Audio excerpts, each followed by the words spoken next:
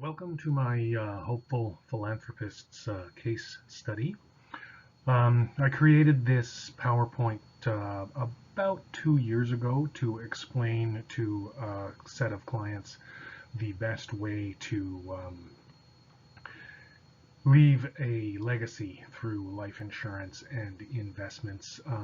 This is an actual couple that I worked with, and it'll show a little bit about different ways that the average person can leave a legacy. So I met David and Mary about, as I said, 5 years ago. They came to me just as they were both set to retire from 2 long and rewarding careers in the public sector. David had just turned 65, a former government worker, and Mary, also 65, was a former elementary school teacher. They were happily retired and living on pensions. They had some additional savings that they did not expect to spend in their lifetime.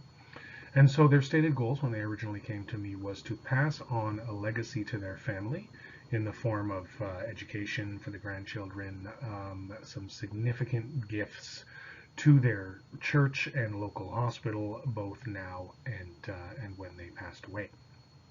So, as I say, they were originally looking for ways to maximize the impact of their estate beyond just their own family, and had heard from their accountant that life insurance could be bequeathed to a charity and used as a great tax write-off while they were living. So they were looking for basically information from a life insurance individual as to how that could work.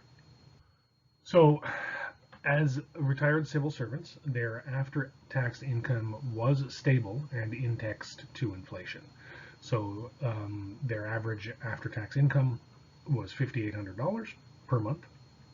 Their average monthly expenses was around $3,000, which gave them a disposable income of about $2,800 per month. Now, that's not to say that they actually had that money accumulating. As we all know, money has a way of disappearing if you don't tell it what to do. But on paper, in theory, they had that much money that they could potentially work with. The house was paid for. They had no real need to increase their expenses for lifestyle goals. And while their disposable income was high, they recognized that money, as I say, has a way of leaking when not told what to do. So they were looking for ways to be intentional and disciplined about their goals. As I said, they had an RRSP of $35,000, a TFSA of $26,000.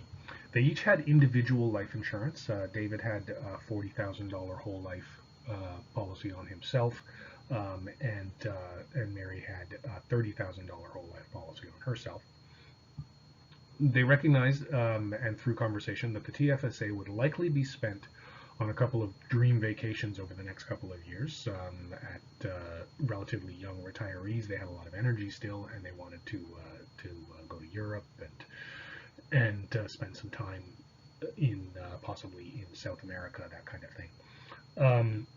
They had named the children as beneficiaries of their life insurance policies, and their will had stipulated that their house, when it was sold, be split between the children, and any remaining assets after final expenses be handed directly to the grandchildren. So their personal goals of taking care of their family were well covered with their existing plan. They were set to accumulate an average of $24,000 a year in unspent cash flow. And while they wanted to give significantly well living, they also recognized that they could have an even greater impact through insurance and investment planning. Their accountant is correct. A life insurance policy is a great way to give to charity, reduce your taxes while living, and leave a significant impact provided that the charity of choice is willing to play ball. Most large institutions like hospitals and other big charitable organizations have planned giving departments that are well versed in the way these things work. So naming them as an owner and beneficiary is a relatively simple process. Smaller organizations such as churches and local initiatives may not be as well equipped to handle such a bequest. So I would caution you to be careful how you do this. Once the charity owns the policy, they can do whatever they like with it. And if they cash it out early, the impact of both in the real value to the charity and tax savings to you can be significantly blunted. So in this case, we talked about a life insurance bequest. By setting up a new joint last to die life insurance policy with an initial death benefit of $200,000, the cost for the couple, two 65-year-olds, was $16,000 per year, quick paid over 6 years. The net death benefit in 30 years' time, so when they were both in their 90s, if they both lived to be into their 90s, or if even just one of them lived into their 90s, the net death benefit would be $266,000. They would name a charity as the owner of the policy and receive a tax receipt from that charity each year for the premium paid. And the charity then receives the death benefit tax-free upon second passing. In this case, David and Mary chose to name the Ottawa Hospital Foundation because Mary's mother had been a nurse there and then suffered from cancer later in life. The Ottawa Hospital had been a big part of their lives for a long, long time. This, after the $16,000 per year, left about $8,000 that they could maintain their lifestyle and give to the church and other opportunities that would arise over the first 6 years of the policy. And then again, after that policy was paid for, the full $24,000 would be available to work with again.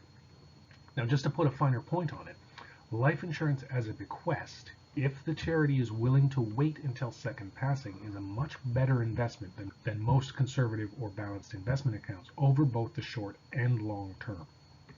As you can see on this slide, by contrast, $16,000 invested at 6% annual growth for 6 years grows to only $105,000, and then up to $245,000 if you leave it for 30 years.